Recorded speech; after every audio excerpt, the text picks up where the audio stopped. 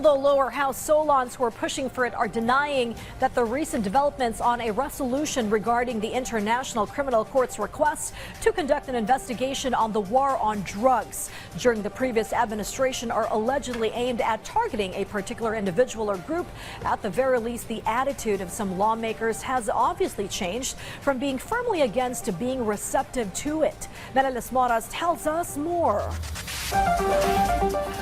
Several lawmakers have asserted the necessity for the government to cooperate and support the investigation of the International Criminal Court on the War on Drugs program of former President Rodrigo Duterte. It could be recalled that the government has long opposed this inquiry, insisting the ICC has no jurisdiction over the Philippines and the country has its own working justice system. During today's joint hearing by the House Committees on Justice and Human Rights, the Solons discussed House Resolution number 1393 filed by Makabayan Bloc and House Resolution number 1477 authored by Congressman Bienvenido Abante and Ramon Rodrigo Gutierrez. Albay Representative Edsel Lagman said he authored a similar resolution which has not yet been referred to the Joint Committee.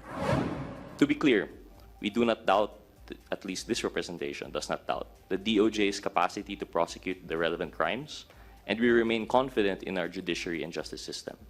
We are simply of the opinion that the complementary nature of the ICC and our cooperation with them can only serve to bolster our own dispensation of justice. This resolution is about principles, not personalities. And the rule of law is a sacred principle in our republic. Even our Supreme Court says that despite the country's withdrawal from the Rome Statute, it says, and I quote, "The ICC retains jurisdiction over any and all acts committed by government actors until March 17, 2019. Hindi po tayo dito para idiin ang partikular na tao o grupo. Ang idinidiin po natin dito ang rule of law. After almost an hour of deliberations, the Joint Committee didn't pass the resolution yet as they want to invite several government agencies first to seek their views on the matter.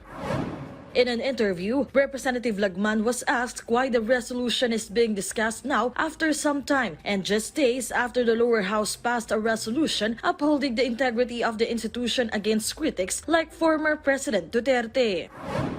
Your guess is as good as mine. Kayo na mag-articulate na nasa isip niyo. Meanwhile, at the Kapihan sa Manila Bay Forum, former presidential spokesperson Harry Roque once again said the ICC has no jurisdiction over the issue while also defending the past administration. Punto rito po, wala na talagang jurisdiction kasi yung jurisdiction hindi lang po dapat yung panahon na ginawa ang krimen. Ang jurisdiction yung panahon na tinitrigger mo ang jurisdiction ng korte. Earlier, Senator Bato de la Rosa, who also served as PNP chief under the Duterte administration, insisted that even if the resolution is approved, it is still the president who will decide on the matter. For her part, Senator Amy Marcos reiterated the chief executive said several times that the Philippines will not bow over ICC and she believes this idea will be retained no matter what. Menelas Moras for The Nation.